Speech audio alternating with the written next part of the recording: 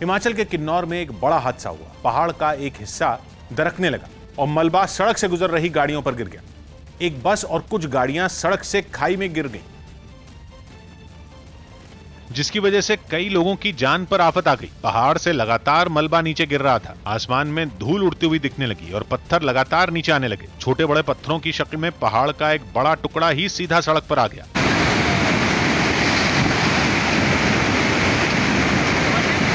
हादसा इतना खौफनाक था कि सड़क पर खड़ी बस और गाड़ियां मलबे के साथ ही खाई में पहुंच गईं। बस का ड्राइवर खुशकिस्मत था जो हादसे से फौरन पहले रास्ता देखने के लिए बस से उतरा था। जैसे हम वापस आने लगे तो ऊपर से जहां पत्थर गिर रहे थे वहां से ना गिर के वो पीछे से ही गिर गए जहां सारी गाड़ियां रुकी हुई थी। लेकिन जब तक ड्राइवर वापस बस में बैठ पाता तब तक न बस सड़क पर रही न ही कोई और गाड़ी ही दिखी और देखने वालों के होश उड़ गए। सरकारी एजेंसियों ने बिना देर किए मोर्चा संभाल लिया।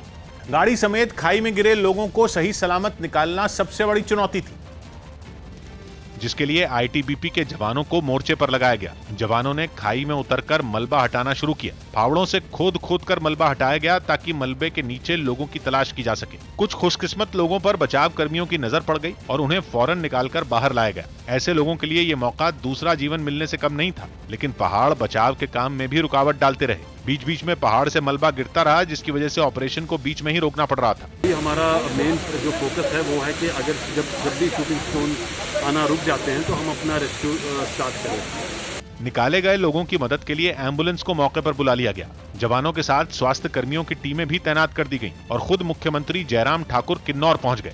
लेकिन पहाड़ से गिरा मलबा इतना ज्यादा था कि हादसे के कई घंटे बाद भी मलबा हटाया नहीं जा सका। अब तक कोई सही आंकड़ा तो सामने नहीं आया है, लेकिन एक बस के अलावा 3 से 4 कारें भी खाई में गिरी। बस और गाड़ियों में कुल मिलाकर कम से कम 45 लोगों के होने का अनुमान है। खाई में गिरने वाली बस के ड्राइवर ने दावा किया कि जिस वक्त यह हादसा हुआ उस वक्त कारें और बस खड़ी हुई थी, मतलब रुकी हुई थी, क्योंकि बस के ड्राइवर को हादसे वाली जगह से कुछ दूरी पर पहाड़ से रेत गिरती दिखी थी। ड्राइवर बस रोककर आगे का रास्ता देखने के लिए पैदल ही चला गया और यह समझ गया कि रास्ता जाने लायक नहीं है। लेकिन जहां से रेत गिर रही थी हादसा वहां नहीं हुआ, बल्कि उससे भी कुछ मीटर पहले ही हो गया जहां गाड़ियां रुकी हुई थी। पहाड़ का एक बड़ा सा टुकड़ा टूटकर सीधा गाड़ियों और बस को अपने साथ खाई में ले गया।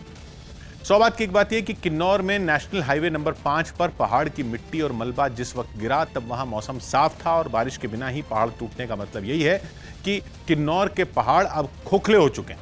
जहां 100% इलाका जमीन खिसकने की आशंका से भरा होने की बात हिमाचल प्रदेश की सरकार बहुत पहले ही कबूल कर चुकी है।